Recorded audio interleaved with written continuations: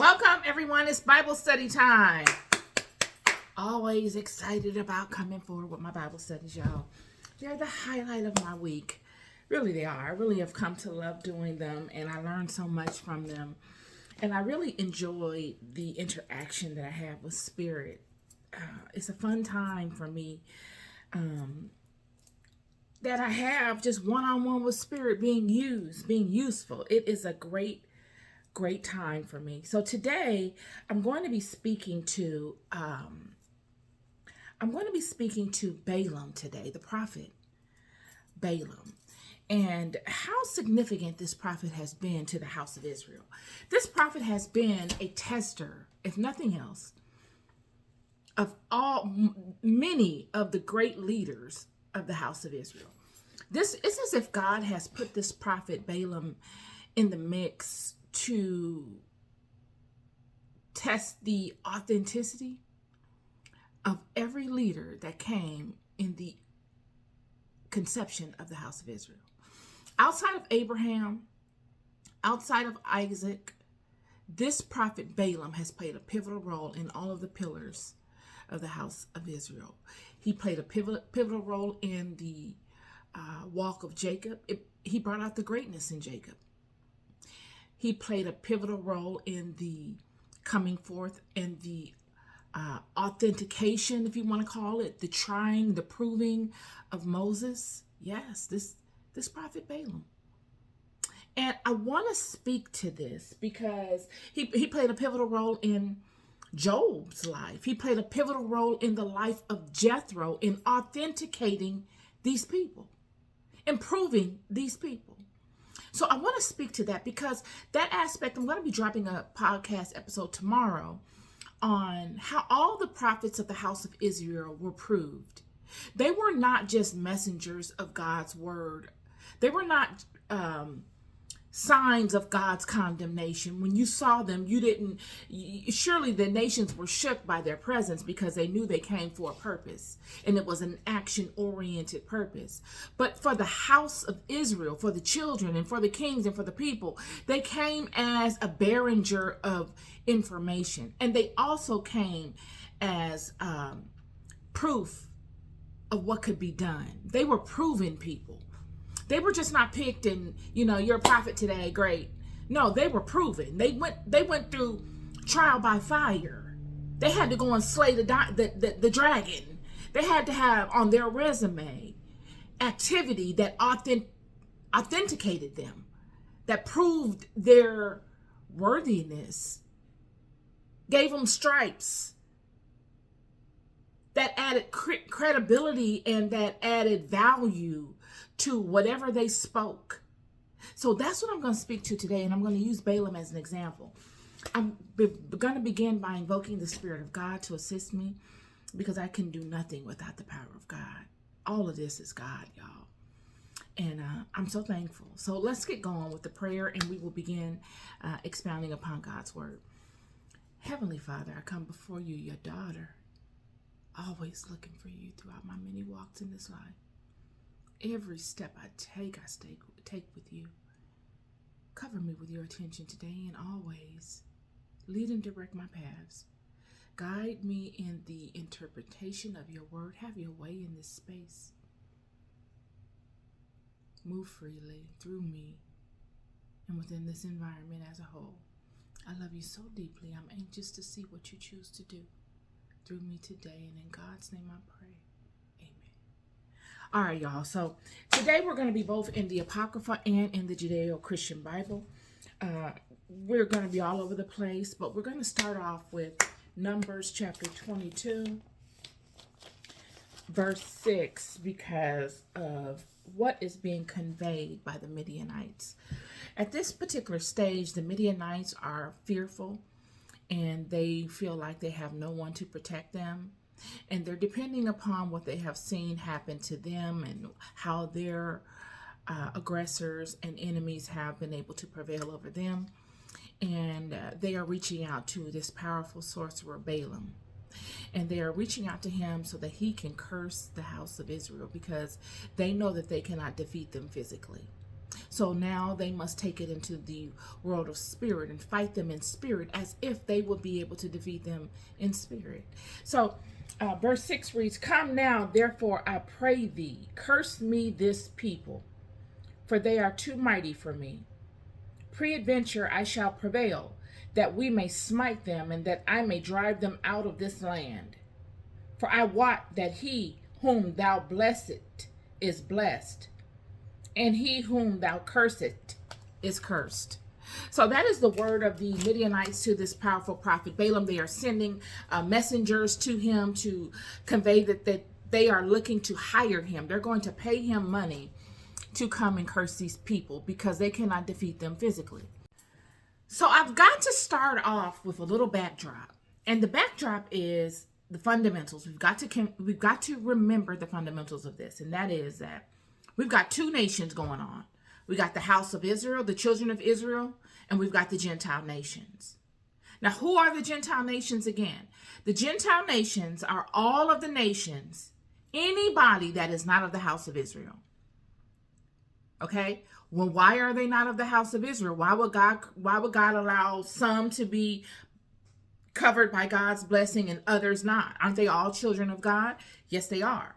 But because of their actions that they did in Babylon, God has distinguished between these groups of people. These people, the Gentile nations, betrayed God in Babylon, whether knowingly or unknowingly, whether because they were following the rule of their local governments or they were following the rule of the fallen ones, knowingly or unknowingly, they followed the people that were working wickedness against God. And in doing so, now they have to bear the weight of their decisions. God has turned his back on them. He's given up on them and said, you guys are going to have to go figure it out the hard way. You don't believe in me. So now I'm going to let you go and follow these fallen ones. I've broken you all up into divisions so that I can trace the hand of who's doing what. And you will befall whatever these lesser gods have in store for you. I have nothing to do with it. And God turns his back on them. He does not cover them with his graces or his protection, only until he sees fit and if he sees it beneficial to the house of Israel. And he goes and he builds the house of Israel up with Abraham. And what we're seeing now is the exodus of these people that God has led throughout all of these journeys, throughout the walk of leaving Egypt, all throughout the world, amongst all of these other people that were supposed to be part of this promise, but because of their decisions are now exempt from it at this particular season. And God is now using, what we're seeing is the presence of this sorcerer Balaam. Now, this person Balaam comes from a line of sorcerers. He's a son of a man named Beor. Now, if you look in Judaic literature, you will find that Balaam is somewhat synonymous with Laban, the Laban of Jacob. Some people think that Laban is actually Balaam's father. Beor is just another name for him. All these things were common of changing names in ancient times. You would get to a certain level of wisdom in life and you would just rename yourself. When you mix around the letters of the name Balaam, it could be spelled Laban. Change the M to an N and you got Laban. But nonetheless, we're talking about the same vine of people. And for simplicity's sake, in this Bible study, I will be using Balaam and Laban synonymously with one another, okay? So we see this Laban individual all throughout the walks of the main foundation makers of the house of Israel. Jacob would be proven by this Laban individual. This Laban individual would bring out the leader in Jacob. All of these aspects Jacob already had within him, but they were dormant and Jacob never needed to bring them forward. But in his interactions with Laban, he would need to pull all of these fibers and all of these skills forward in forging a new individual. thus having him rename himself Israel. It would be his interactions with Laban that would allow him to rise to the level of him being crowned with a new name and new attributes. We see this with Moses. Moses and Balaam, Moses' interaction with Balaam will forge and bring forth that which was already within Moses by default. It's as if this Laban individual is the type of person that God uses to show him who people already are. We will see this Balaam individual have interactions with Jethro, the man that would be Moses' mentor, the only mentor Moses would have in his walk. The only person that God would think would be worthy enough to mentor Moses for such a job as leading his precious children of Israel. This Balaam individual would be the person that would cause so much friction within the King Pharaoh's house that he would even look to test Job because of his actions. We're going to get to that. And then we fast forward it, and here we see this Balaam again at this particular junction. And he's presenting himself in a phenomenal way. He is now at a place where he is being hired by a nation of people, a band of tribal nomads, to curse God's chosen people, to have the audacity to curse these people because they're afraid of him. And what he will do is he will look at these people and see them in spirit. He will be able to see these people in spirit from a number of particular perspectives. He will be able to see the root of the people's weaknesses. But he won't be able to do anything with it, lest the people give him an opportunity. And what this sorcerer Balaam was able to see of these people has never been forgotten amongst the Gentile nations, nor amongst the fallen ones. He has been able to see the core, the root of these people's weaknesses, to not only play at the root, but to come up with crafty and ingenious ways of putting a spin on it so that it can flower out in a multitude of directions, causing snares and snags for these people. And these snares and snags that these people would befall are the same snares and snags that the children befall even today. And they all began with the tester, Balaam. It is my thought that this Balaam individual is synonymous with Satan. This is just me. I was looking it up on YouTube yesterday, and I saw a couple of different videos on it, and they really didn't touch me. They didn't touch my spirit. And I said, I don't need to look this up. I can depend on what my knowing tells me. This Balaam individual is synonymous with Satan. Let's get into it. The children during this particular junction are migrating out of Egypt. They're on a journey. They're going from Egypt all the way through their promised land, and they're learning themselves. And they're facing all of their neighboring cities, people that would be technically included into the house of Israel, but because of what their forefathers and ancestors had done and decisions that they had made, now they are excluded from the covering of God as it relates to what God is doing through this particular vine of people. And God is leading these children, and God is telling them what areas they can go into and what areas they can, and who they can war with and who they can't. And they're moving. They're on the move. And they get to a location, which is the Moabite wilderness. And they get smack dab in the middle of what will become a conflict. So they're in the Moabite region, but an Amorite is looking to wage war with the Moabites. Scripture says in chapter 84 of the book of Jasher, verse 13, and the sons of Israel passed the road of the wilderness of Moab for 19 years, and they did not fight against them.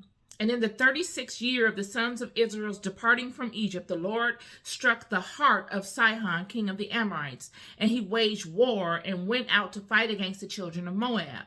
And he sent messengers to Beor, the son of Janeas, the son of Balaam, the counselor to the king of Egypt, and to his son Balaam, to curse Moab, in order that it might be delivered into the hand of Sihon. Okay, so now we see the reemergence of this Balaam. Okay, the last time we saw Balaam was during Egypt, when Moses was dealing with Pharaoh in Egypt. Okay, during this time when Moses was dealing with Pharaoh in Egypt, prior to Moses coming to Pharaoh and saying, "Let my people go," Moses had an interaction with Balaam. Before Moses even became a high priest in the house of Israel, Moses was living in Pharaoh's house. He grew up in Pharaoh's house. And while Moses was a child in Pharaoh's house, this same sorcerer, Balaam, was waging war against Moses. He was waging war against the house of Israel. All of these people knew what God was going to do with Israel. And he was afraid of them. So he said he was trying to find a way to get Moses unalived, even from a youth, from a baby. And the Apocrypha goes into detail as to the several instances that he does this. And Moses becomes a preteen. He's less than 17 and obviously old enough to be able to put two and two together and garner the attention of his people. So I must say he's a preteen, and he goes to, he's treated as royalty. He wears purple robes. He's respected in the house, in Pharaoh's house, and he has made a name for himself in Pharaoh's house. And so he knows he's a Hebrew, but he also knows he has favor with Pharaoh. And the Apocrypha speaks to the favor that Moses had in Pharaoh's house. It speaks to it in chapter 70 of the book of Jasher, verse 32. And while the boy was in the king's house, he was robed in purple, and he grew among the children of the king. And when Moses grew up in the king's house, Bathia, the daughter of Pharaoh, considered him as a son, and all the household of Pharaoh honored him, and all the men of Egypt were afraid of him. Okay, so we're getting to see the type of man Moses was. I know in movies, Moses is portrayed as this meek, docile individual that stuttered, and he's tall and he's insecure. But Moses was a very formidable opponent. Moses proved himself before he came forward as a prophet or as a priest. And that is part of what I want you to gather from this Bible study, y'all. We have many that come before us nowadays that haven't proved themselves. What have you done to prove yourself? Anybody can come before you and say all kinds of stuff, but what are you standing on? What proof do you have that God is with you? How can I tell that God is with you? Can I see it in your walk, or can I see it in your dissertation? Because if I only see it in your dissertation, that doesn't hold any weight. That means nothing at all. I've got to be able to see it in your walk. All of the great ones of the house of Israel were proven people. We see Balaam as a prover and a tester of men. He proved Jacob. He's proving Moses. But prior to Balaam proving Moses, Moses was active. Moses was respected amongst the Israel of the house of Egypt in general. He wasn't liked. The Apocrypha shows that Moses was loved, liked, and respected. Okay? And in order to gain respect from people, you've got to be extremely action-oriented. You've got to talk it and walk it. You've got to be about it. Because it's one thing to be liked, and it's another thing to be respected. Respect comes from action. Likability comes from talk. I can like you because I like what you say. You're pleasing to my ear. I enjoy hearing you. It's fun talking to you. You remind me of me. You remind me of someone that I like. So we have commonality. But to respect you takes activity. It takes you daring to go forth and be passionate about your convictions. Regardless, win or lose, even if you lose, I respect the fact that you were daring to go for that. And that you had the integrity to back up your talk with what you really mean. And it shows in your actions. Those are respectable qualities. And Moses was respected. So Moses is, Apocrypha shows the foundation of the environment and how it relates to Moses. Moses takes it upon himself to go and visit his community of Hebrews who are on the total other side of the Pharaohic house. Moses could be sitting in Pharaoh's house all day and never think of his brothers and sisters, the Hebrews. But the Apocrypha shows that Moses goes and he visits these people and he gets an understanding of what's going on amongst them. And not much further down, it paints a picture of the distressed situation that they were in. They are downtrodden. They are being worked very heavily. They are not being regarded or cared for. They're slaves, second-class citizens, and they're being treated in a way that's unnecessary. It's one thing to enslave a people and have them work for you and make a meager living. And it's another thing to really take pride in keeping these people in an oppressed situation and doing unnecessary things to show that you don't care for these people. And the people tell Moses of their situation, and they tell him that it is Balaam that is the perpetrator of all of this. And in the Apocrypha, it reads, verse 37, chapter 70, and they told him all the counsels which Balaam, the son of Beor, had counseled against them, and what he had also counseled against him in order to slay him when he had taken the king's crown from off his head. And Moses heard these things, and his anger was kindled against Balaam, and he sought to kill him, and he was in ambush for him day by day. And Balaam was afraid of Moses, and he and his 2 sons rose up and went out from Egypt, and they fled and delivered their souls, and they went to the land of Cush, to Kikemnius, king of Cush. So what we're seeing here is Moses has gotten to an age to understand what's going on. Like I said, he's beneath the age of 18, but he's got to be old enough to hold intelligent conversation with people for them to feel as if he's old enough to grasp what they're saying and to do something about it. And it's just like going amongst people that, truly love you and they're telling you things now that you've gotten old enough to understand it, to do something about it. And they're telling Moses that they're being downtrodden by this sorcerer Balaam, and this sorcerer Balaam has been their problem all along. And that it was God that sent Moses down the river, and it was God that allowed him to be brought into Pharaoh's house, and that these are his enemies since he was a child. And this is why things are the way that they are. Moses is now coming into the knowing of himself, and he's able to pinpoint his enemy. And the fire of anger is kindled in Moses. Put yourself in Moses' shoes. Somebody telling you, your brethren telling you the truth of your upbringing, what your mother and your father had experienced at the hand of someone, and then the way that person has been plotting on you all of your life to harm you. And now you are a young man in a position where you've got youth on your side, and you've got wisdom, and you are like, I can do something about this. And the Apocrypha says that the anger was kindled within Moses, and he sought to unalive him, and he was in ambush for him day by day.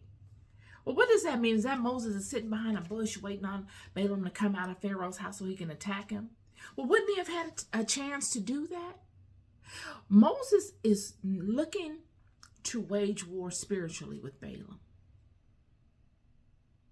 because Balaam has been waging spiritual war with Moses all along.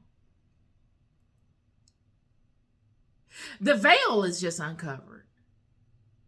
Balaam was benefiting off of the fact that Moses didn't know it was him. I keep telling you, the last thing a witch wants you to know is this is her, friend. It's the last thing in the world. Knowledge is power. Knowing is 99% of the battle. So now Moses knows, and he's looking to wage war against Balaam. And this is the part that gets me. Balaam must be older than Moses. It says that Balaam and his 2 sons fled the seat of Egypt. So his 2 sons must have been old enough to be able to assist their father. They must have at least been at Moses' age. So this mighty man of Egypt, this pharaohic priest, he has the most powerful seat in the house of Egypt. He leaves his seat because he's afraid of Moses? Musa? You're going to leave because you're afraid of this teenager? That shows you the power of Moses. And these are the things of prophets. A prophet is not someone that just comes before you and speaks condemning words like Jonah wanted to do. That's not a prophet, friend. The prophets of the house of Israel were action-oriented. I'm not going to just come tell you what to do. I'm going to get after it with you. I'm going to lead the pack. I'm going to lead it. I'm with you. I'm out here with you. I'm not just on this internet talking a bunch of stuff. I really get after it. That is what these people were doing. And this is what made them a prophet. They were action-oriented. They meant what they said and they showed it in their actions. They're on the front line. And it would be this Balaam that would bring out the fire in Moses, just like this Balaam would bring out the fire in Jacob.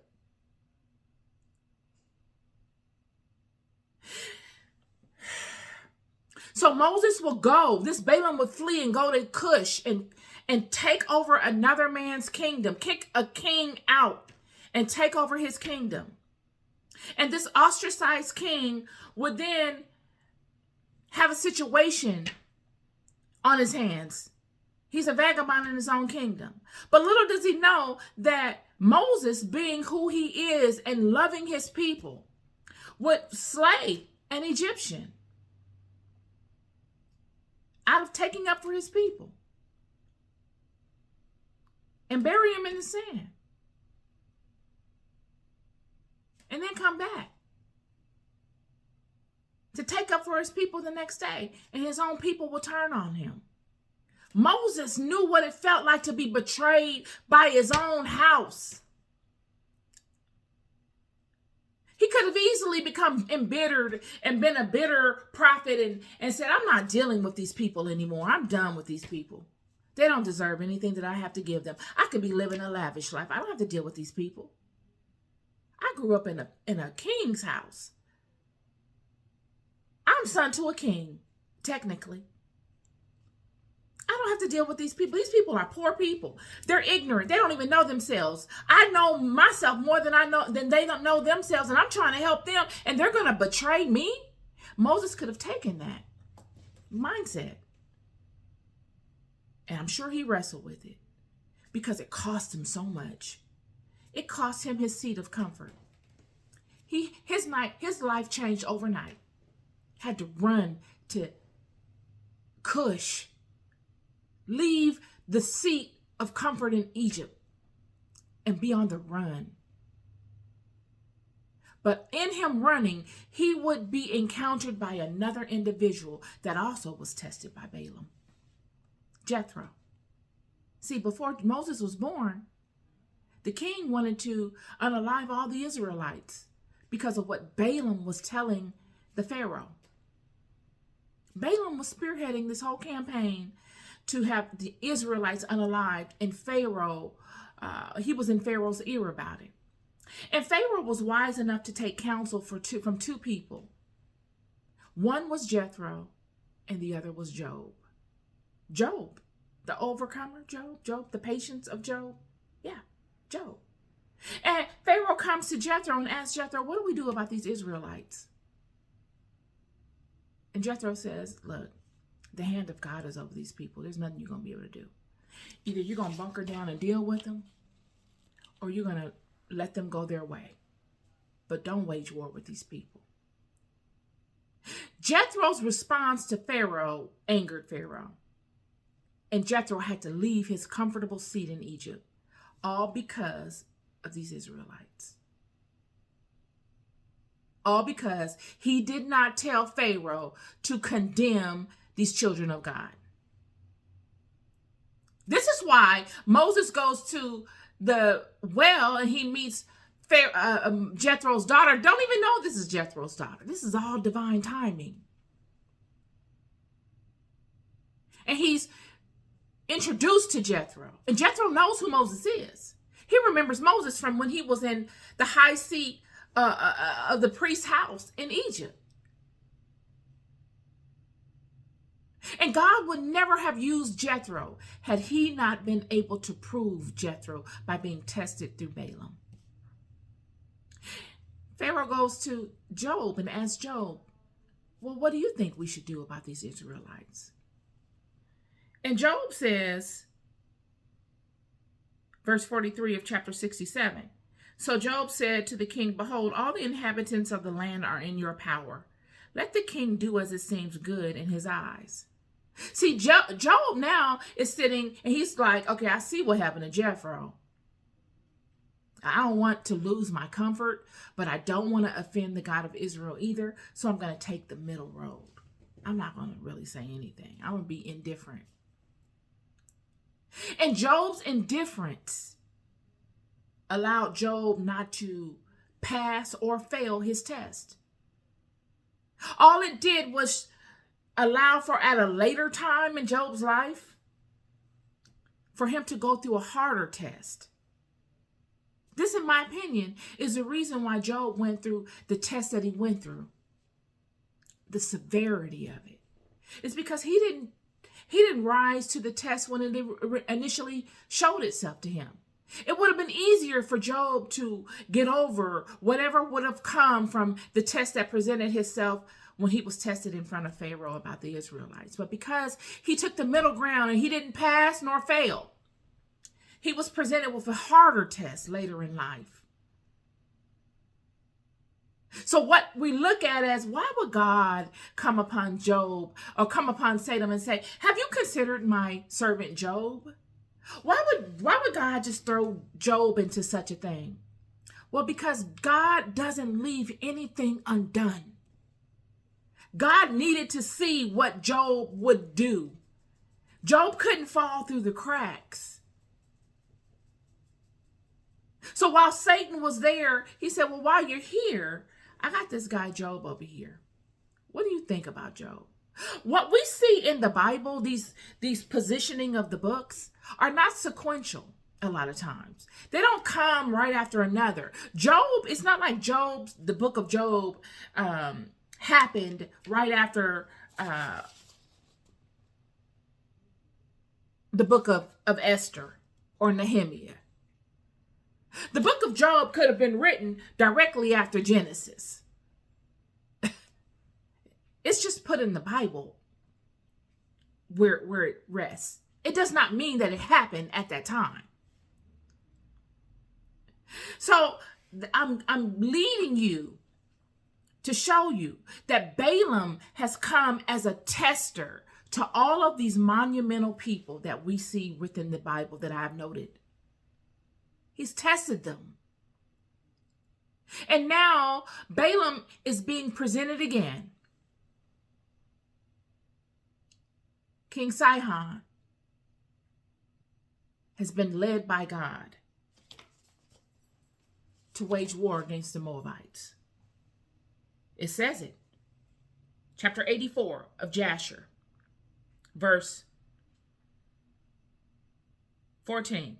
And in the 36th year of the sons of Israel's departing Egypt, the Lord struck the heart of Sihon, king of the Amorites, and he waged war and went out to fight against the children of Moab.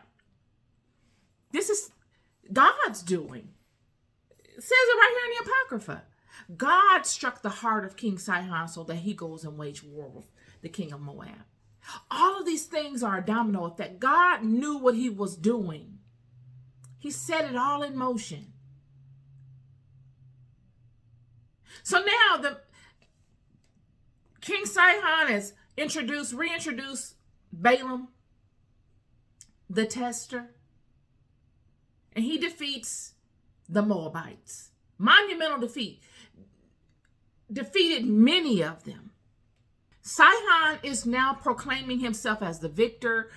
We get from the Apocrypha that he is proclaiming this amongst all the nations. He's making a big deal out of it. Everybody knows what has happened. And because of this, Balaam has been rewarded greatly. It says that Sihon gave Balaam all kinds of gold. Verse 22, Sihon gave numerous presents of silver and gold to Beor and his son Balaam, and he dismissed them, and they went to Mesopotamia, to their home and country.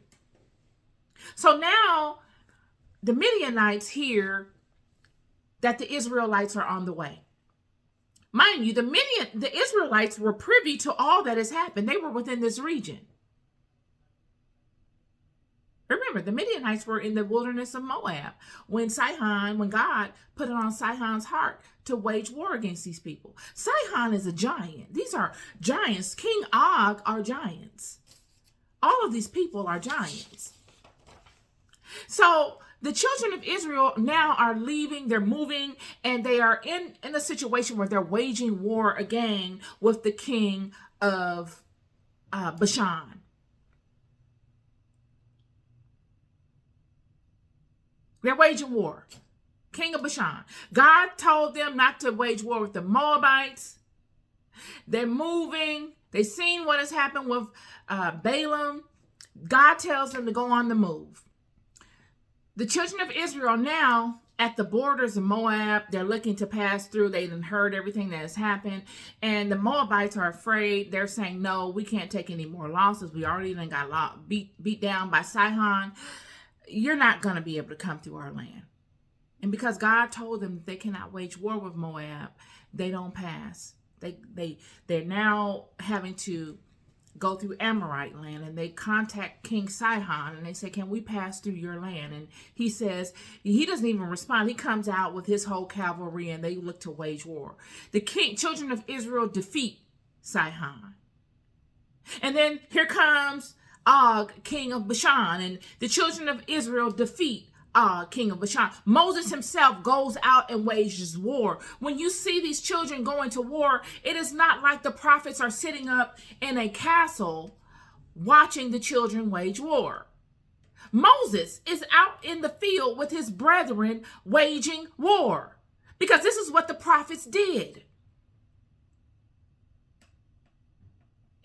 It wasn't like you're a general and you just go and you sit in the office and you say, okay, tomorrow we're going to go through here. We're going to go through the mountains of Moab, and we're going to go cross over here. We're going to do this. And then you send a messenger the map, and you stay in your castle or in your office and you eat grapes and watch Instagram. These people were with their cavalry.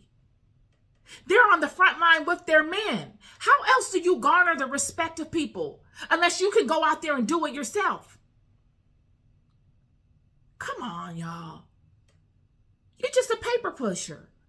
You're just an administrative assistant. That's all you are. Lest you can tell me and show me that you've really gotten after it. Lest you can show me that you have slayed a Goliath. Lest you can show me you've wrestled with a bear. Lest you can show me, like the book of Jasher shows Moses, verse 27, and Moses went down to him with a small number of the sons of Israel, and Moses struck Og with a stick at the ankles of his feet and slew him.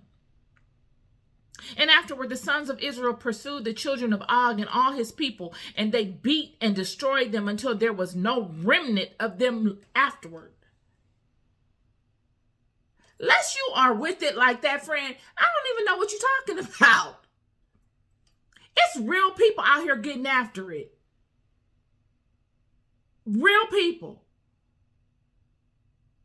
Not talking about I saw a vision and all this kind of stuff. You can see a vision, but what are you doing with that vision? Did you go to those people and confront them about that vision? Did you try to go and to some other people and change that vision on behalf of your calling? Have you stood in the trenches because of your calling? Have you had to wrestle within yourself like Moses to even find the spirit to lead your people when they don't even show reverence to you? I'm here to tell you, when they spit on you, because you done took major chances on their behalf out of love for them. Moses slew an Egyptian. Anybody else never would have come from up under that. That was the worst thing you could do. Pharaoh was hunting him for it. He had to leave everything he knew overnight. He was forced into leadership. God said, okay, I see who you really are. You've allowed that fire to come forward. And I'm going to force you into this. Have you ever been forced into something out of the integrity of who you are? Unless you have, friend, you'll never understand it. Who can judge someone like that? It's apples and oranges. Come on. So the Midianites are hearing all of this, and they're seeing everything going on. And what happens next? The Bible and the Apocrypha show that the Moabites and the Midianites will become friends because of this. These two enemies, these two warring nations, will become friends because of this. Kind of like what happened with Jesus. Your enemies will become friends. People that don't even like each other will befriend one another because of their mutual fear of you. These people would be afraid of these children. And they would be like, we got to band together. We have too much in common to not. We could set aside our petty disagreements. We're all Gentiles. God is not with us, and God is coming. So what are we doing? So they band together and they say, it was Balaam that allowed us to be defeated. So let us contact Balaam, because they're on their way. We haven't gotten notification from them that they're on their way, but before they even come, let us contact Balaam so that when they do arrive, he can curse them for us.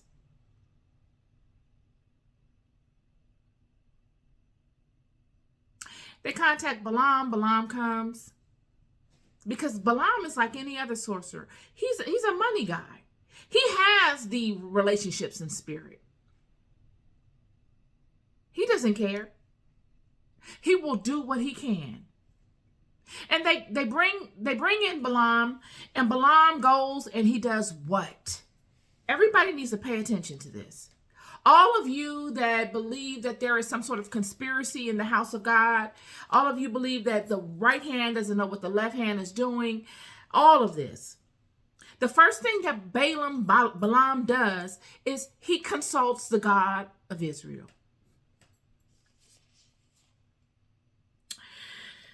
Book of Jasher, chapter 85.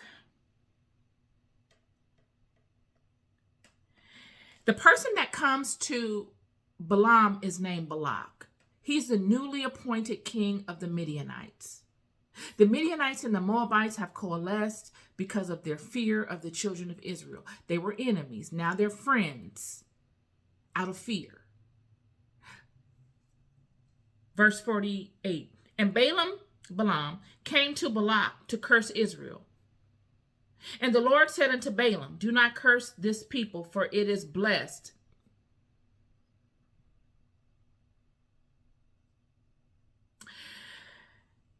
Balaam goes to God. Why did he go to God? Why?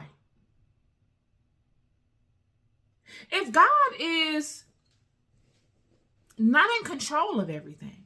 And there's some other power that is able to negate the power of God. Why did Balaam go to God? Balaam goes to God because he knows that God is the creator. He went to the source, which is the God of Israel. He went to the God of gods. And he said, let me check what my parameters are with this thing. Because surely I'm a prophet for hire, but I'm not in the business of harming myself. Okay, all money ain't good money. So he comes to God and he asks for permission to curse the children of Israel. And God told him no. See, this is the part. This is the part that we must get. And we must not ever forget. When Balaam comes, when the Midianites come to Balaam and they ask him to curse these children, they say, come now, chapter 22 of the book of Numbers, verse 6. Come now, therefore, I pray thee, curse me this people, for they are too mighty for me. Peradventure I should prevail, that we may smite them, and that I may drive them out of the land. For I want that he whom thou blessed is blessed, and he whom thou cursed is cursed. That's why I led with this. The Midianites are saying, essentially, you are my God. You're all I got. You're all I got. Who you bless is blessed. Who you cursed is cursed. Doesn't this remind you of something? It should remind you of Genesis chapter 12, verse 3, when God speaks to Abram over the promise that God has over the house of Israel. He says, I will bless those who bless you, and whomever curses you, I will curse. And all peoples on earth will be blessed through you. This is a promise, y'all. This is the promise over the house of Israel. This is the promise only if you are in alignment to reap the maximum effect of this promise. Your covering of this promise is completely contingent upon your actions. Do you reap the fullness of this promise, or do you only reap a piece of it? And this is what Balaam is checking for. Do these people reap the full benefit of this promise? Or is there a hole in their wall that I can squeeze into and curse them? And God says, no, you don't get to curse these people. And Balak would try time and time again, like many of your enemies will do. They will not quit. They will try time and time again to no avail in cursing you.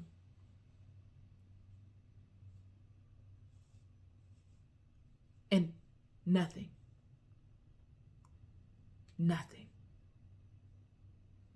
Balaam would be the tester of Israel. He's a tester. And God would allow it by way of the Midianites. This situation would express itself in a way that it would give birth to Balaam testing Israel. It would legitimize or justify Balaam being able to test the children of Israel. And in his test of this house, he would be able to see all of Israel's weaknesses, every single one of them. Unless they stay in alignment to God, those weaknesses could be expounded upon. Balaam is a tester. When we look at Jacob, who was the first person to experience the test of Balaam, Laban. This test that Jacob would experience through Laban will forge a new Jacob. It would give birth to Israel. It would allow Jacob the courage to be able to face his situations. Because before this, Jacob was just he was a trickster. He had to trick his way through stuff. Yet in his interactions with Laban, he would have to reap what he sowed. He'd have to pay a debt back.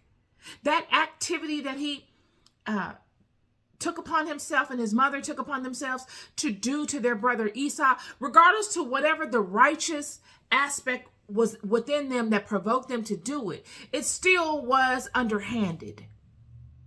Regardless of how necessary they feel that it still was underhanded. And it was a debt that needed to be paid. This is a full view of how God pays debts. How God allows one to repay a debt. There is never a debt that goes unpaid. It does not happen. And Jacob would repay his debt by spending a tremendous amount of time with Laban. Jacob would spend the majority of his time with Laban, and he would then, in his time spent with Laban through the trickery of Laban, he would be made better. He would perfect his craft. He would learn things of himself that he would not have ever learned any other way.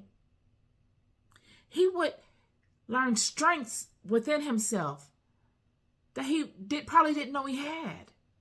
But because he was put in situations where he had to see them and to bring them forward, unique situations, they came forward like water because of what he loved. Jacob fostered what he loved while with Laban. And Laban would never be able to get over it. Laban would be obsessed with Jacob. This paid internship that many of us, that I see as the time Jacob spent with Laban, Laban would never be able to recreate in anyone else. He would not ever get another Jacob. He would not be able to leave it alone. And so in Jacob leaving him, he would create all kinds of false narratives on Jacob. Oh, Jacob robbed us. Jacob took all the best of the cattle from us. Jacob did this. Jacob did that. And woe is me. Jacob, I was so good to Jacob, and Jacob deceived me. And, I came out less in dealing with Jacob. And what we see happening is Jacob confronting this situation. And it says here in Genesis chapter 31, verse 1, and he heard the words of Laban's son, saying, Jacob hath taken away all that was our father's, and of that which was our father's hath he gotten all his glory. Isn't that how it go? Jacob has come and taken all of our father's stuff, and if it wasn't for our father showing Jacob such love, Jacob wouldn't be anybody, and Jacob has gotten glory out of this, and now he wants to leave us empty and downtrodden. Verse 2, and Jacob beheld the conscience of Laban, and behold, it was not towards him as before. And the Lord said unto Jacob, return unto the land of thy fathers and to thy kindred, and I will be with thee.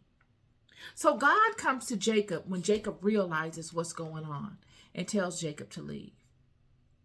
Okay? God is the orchestrator of this whole thing. And so this is what provokes Jacob to get up and leave. Verse 5.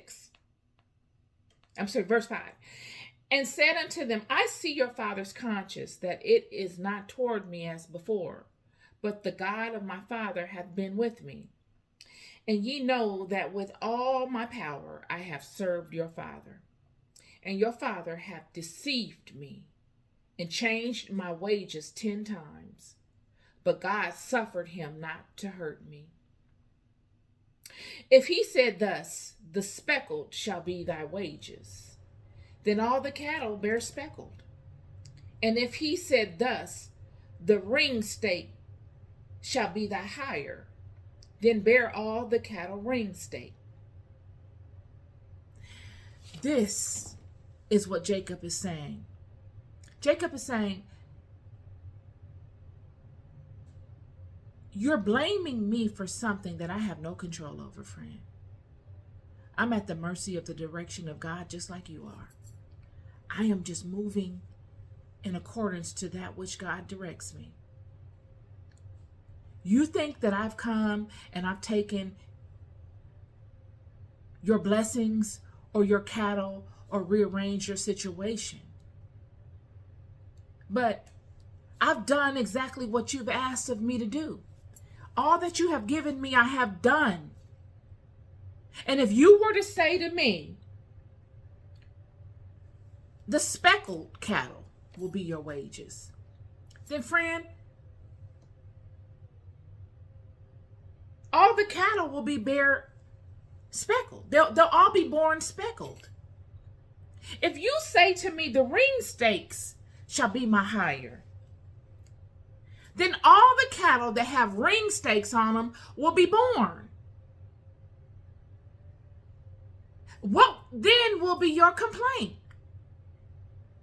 You are complaining to me about God's decision, God's doing. I'm at the mercy of God's decisions and God's doing, just as you are.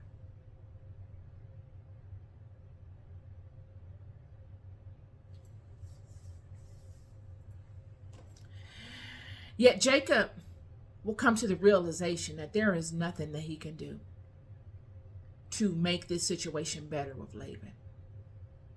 And that it, in fact, it's time for him to leave his living amongst Laban. He must go on his own journey.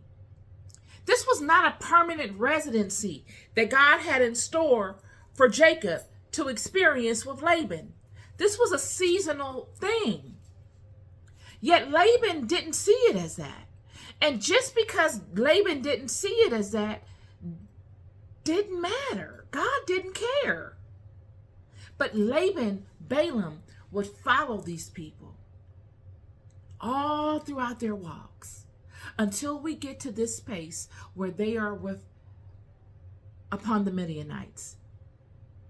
And God allows him to see these people from every direction he could.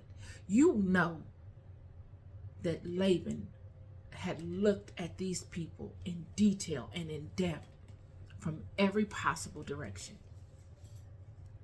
And in him doing so, he would gain valuable knowledge of these people.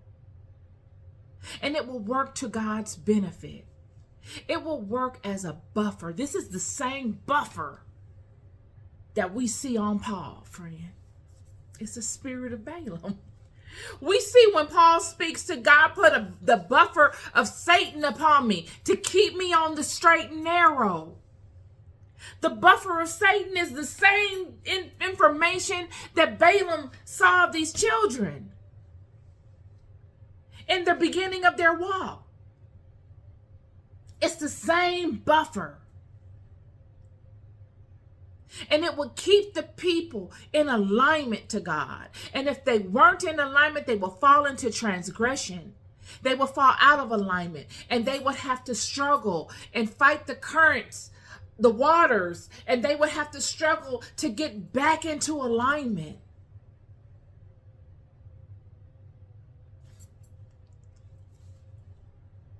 They would learn through their mistakes how precious the alignment is. They would learn through their mistakes, trial and error, of how precious the alignment is by way of what Balaam found of them. This is my Bible study for you today. Looking for it to all come together. Balaam, the individual that tested all of God's prophets. Jacob, Moses, Job, Jethro, all of them. Jethro was a prophet too. He was. Not of the house of Israel, but he was a prophet. Job, when looked upon, the book of Job in the Quran is considered a prophet. Yes, because Job spoke to the incarnation of God in the flesh, and Job spoke to the movement of God in life, particular prophecies of God. God will use these people as monumental pillars in the house of Israel, not by theory, friend, but by activity. Job himself was active in the world. The Apocrypha speaks to specific things that Job was out here doing amongst the people. The people loved Job because of his action. Not because he was sitting up speaking things and dictating things. He was doing things. He was putting money behind his thing and going out into the world and doing things. And he was caring for the sick and for the poor. And he had houses set up for people so that they could come and rest and find shelter. I mean, he did monumental things. Jethro. Monumental things. Jethro was Moses' only mentor. Traveled to support Moses. Helped Moses lead the people. Jacob, the founder of the house, sacrificed much. Much. Moses sacrificed much, friend. Being a prophet of God is a sacrifice. I'm here to tell you. It costs you everything. These people, it cost these people everything. From Moses to Jacob to Job to Jethro. It cost them everything. Everything.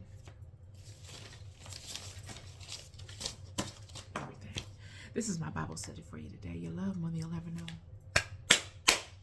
I'll never stop telling you. Be good to yourselves and be good to one another. Peace and love.